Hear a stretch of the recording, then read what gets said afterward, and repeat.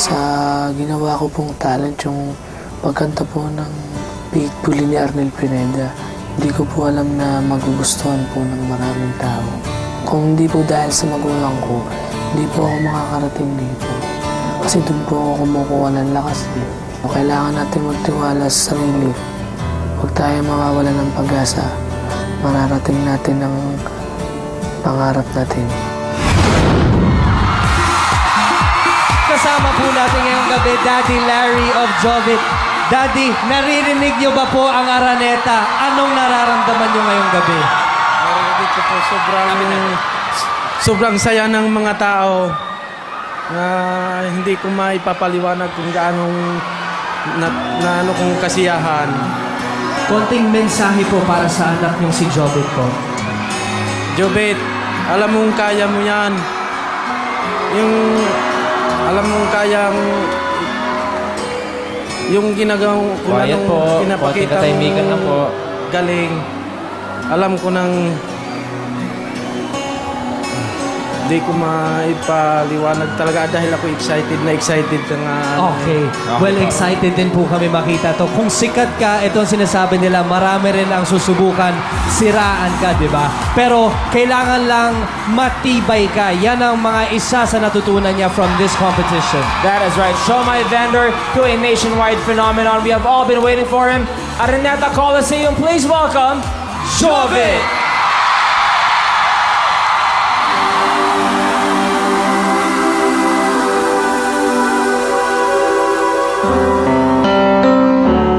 Just the pieces of the man I used to be. Too many bitter tears are raining down on me. I'm far away from home, and I've been facing this alone for much too long.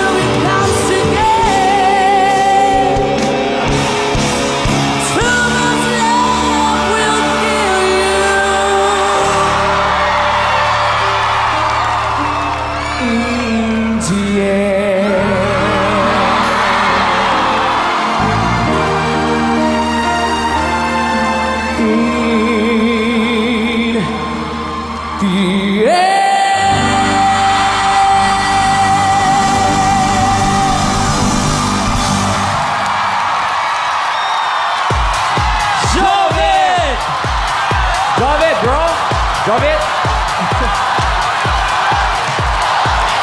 Wow! Nakita mo ang buong Araneta nagwawala pag binanggit namin, Jovit. Ito naman, may konting tanong ako sa iyo. Ikaw na yata ang contestant na binato ng pinakamaraming controversy at intriga. Saan ka kumukuha ng lakas ng loob para malampasan yon? Bali po, kinukuha ko po sa magulang ko po, sa mga kapatid ko. So sa pamilya talaga? Pamilya talaga. Yan talaga ang kapamilya. On that note, let's find out what the judges think. Friendship, ikaw na, dahil Batanggenya ka. Jovit, dahil Batanggenya ko, ikay kon kagulo Kaya nga po. Magulo ang tao eh. Ano ga? Hindi, Jovit.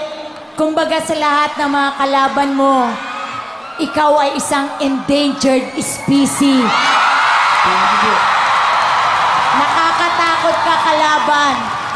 At bilang isang Batanggenya, natutuwa ako at finalist ka kung alam mo lang kung gaano ang palakpakan sa'yo ng mga tao. Thank you po.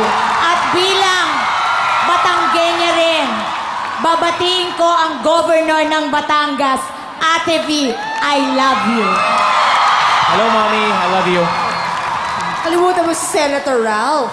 Nga, Senator Ralph, alay gayon nga. Jovit, while you were performing, I was looking towards the left at my manager, Deo Endrinal, because among everybody in ABS, I think they'll agree, siya talaga ang nakakakita ng totoong ningning ng mga bituin. The biggest stars we have now na may mga teleserye, na merong mga shows tulad ng ASAP, di ba? At si Deo talaga, dinadama naman ng praise sa kanya. Okay. Ang mata ni Deo, nagningning parang naka-jackpot sa, anong tawag doon, slot machine. Dahil naramdaman niya that you are the next big superstar of ABS-CBN. Thank you po. Sir FMG.